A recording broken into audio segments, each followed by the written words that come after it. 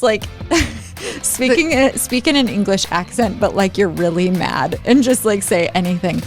Welcome to the Ended Up in Vegas podcast. You're going to find out lots of information you never wanted to know. Murder, she wrote. What about a confession of the dumbest thing? Okay, I've got it. I went for the dumbest thing you've ever bought recently. Maybe not. I bought a magnet set of Golden Girls magnets.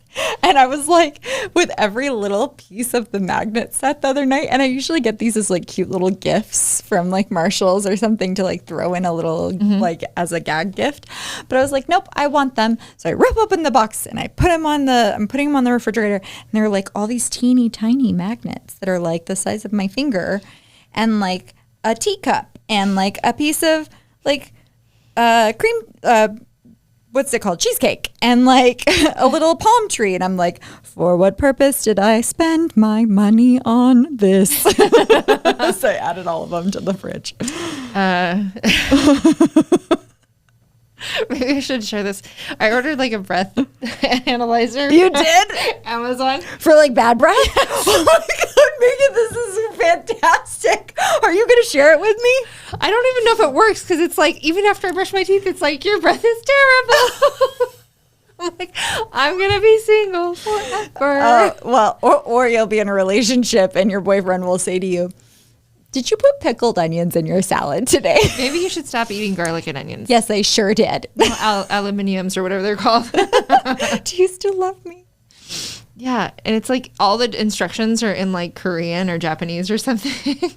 And then my son stole the batteries out of it. So now I have to go find some AAA batteries, and I'm still not convinced if it works. Have you sprayed perfume on it to test it? No. But I don't even know what it's looking for. Right?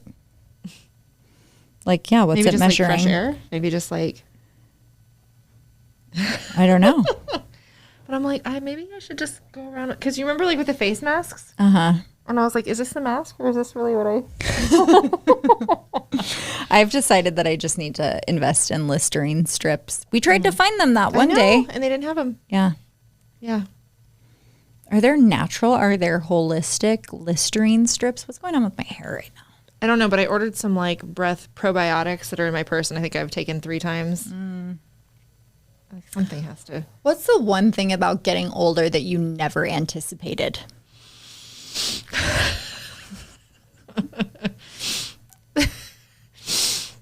When your hair goes gray, it doesn't always start up top.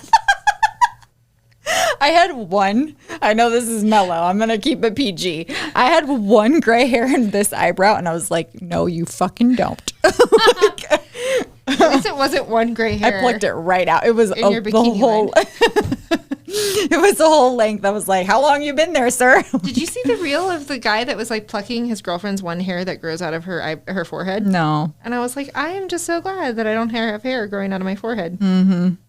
Somebody posted that. I think it was the, what's her name from St. George? She posted a reel of like rubbing her chin hair.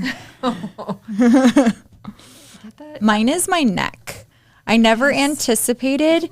So in TV news, I was always very like conscious of, like how you appear from here up. So I never wanted to have like the turkey, I'm getting one. It sucks. So like I've always been good at moisturizing. Yeah, it's not the skin that's the problem. It's the fact that I do Pilates every day without end.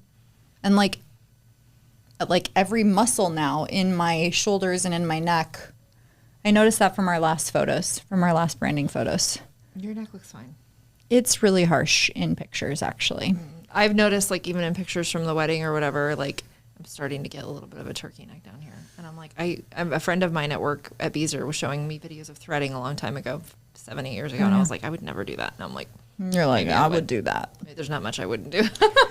Okay, what's house related? What is it in your house that you will have that will say, I have made it? I want an ice maker. In your kitchen? Like maybe a bar, or like an actual like one of those like like a bar, like a Pebble. Yeah, like a Pebble ice maker, like a whole standalone ice maker. In the kitchen or in like an outdoor kitchen? Anywhere, just as long as it's not in the refrigerator, like an actual like constant ice. What else? Like a yoga room. Mm-hmm. For sure. I want like my own little like reading / yoga nook where nobody else can enter. I'm going to call it my seance room because I want my children's children to be traumatized.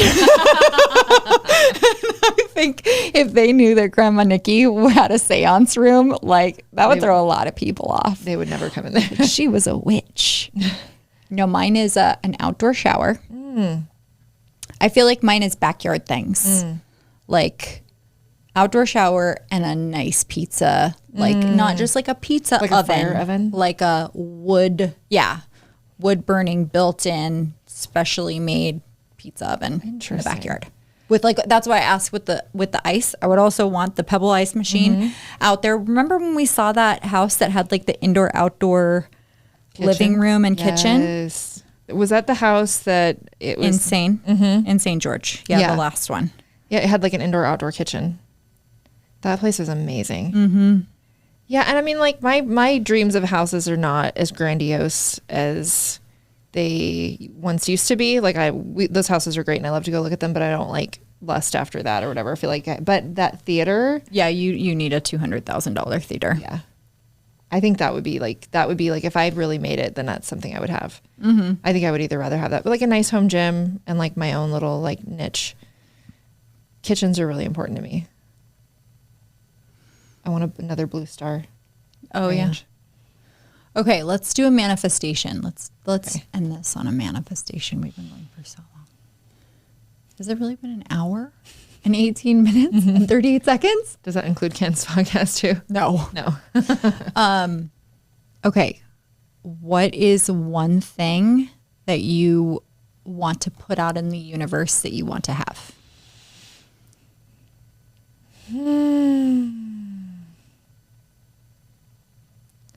I have to be realistic because part of me wants to say one of those lots out at Red Rock Canyon, but I want to be married again. Yeah. So my mom's friend from high school, she was actually roommates with my mom when I was born, and she follows me on social, and she sent me something the other day that I was just like, this is so bizarre. It's so bizarre how people who don't even know other people can like be thinking and giving energy to them or to like whatever. And she sent me this reel, and the caption that she put on it was specifically "You to Meghan at her wedding." What? Mm-hmm. Oh my gosh. And I've told you that I have literally like seen this for you. Like I've visualized it and like visioned it for you. What? Start speaking it and expecting it.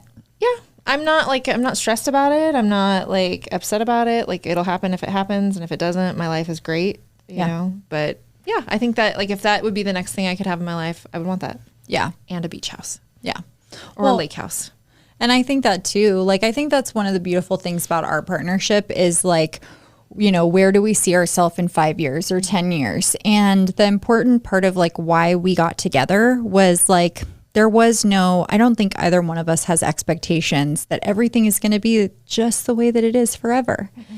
And it's like, I'm dating someone outside of the state and you're wanting to be married as well. And so it's like, there are going to be life things, and our kids are getting older. There are going to be life situations that lead us to different things and different paths. And we're both open to that. You know, some people get together and they're like, I want to sell houses and I want to sell 60, 200, 900 houses a year. And I want to do that year after year for the rest of my life. Forever. That sounds like a slow death to me. Not that I don't want to sell houses, don't get me wrong, but like there are some people that are like, they're in this for the sales volume or for the accolades or for the, you know, the passion for just selling lots and lots of houses. And we just have such a broader vision, I think, of what our lives could be like. And I think, if I can say this, I think one of my favorite things is that we're both super open to the unknown. Some people that really scares people. Like the fact that my future is completely uncharted and I have no idea what it looks like gives me goosebumps. It makes me excited. You know, that's the stuff I look forward to, that it's endless possibilities. And that's that, going back to that book that I mentioned, in the part that I read this morning, she was talking about the Emperor card. So I keep thinking of like envisioning this emperor and like, what are the attributes of an emperor? And it's someone who has mastered themselves amongst fear and uncertainty. Is like, you don't know, you can't control. There's no, like, you know, the alternative is doing what other people do in uncertainty and fear, which is numb, self-destruct, you know, toxic behavior. But really it's just like being open to it and knowing that that's what it's going to be and that you don't have control over it is actually what gives you the power and the discernment to be able to say, like, I'm going to continue on in this way. And that's a bit of stoicism. Like, I'm going to continue on this path despite anything. Despite any obstacles. Yeah. It's so easy, like, because you can get really, especially in real estate, because things do fluctuate. And like, you might have a bad day or bad week, a bad month, a bad year, or whatever. And it's really easy to get discouraged. But like, when I came back into this, I have this, like, I'm unemployable and I'm moving in this direction, and I'm just going to keep doing the things that I know I need to. Yeah. And I'm not going to worry about what does or doesn't happen. That doesn't mean I don't have worries, but like, you can't live in that space. Right. You just have to keep doing what you know is right, and just know that, what's that?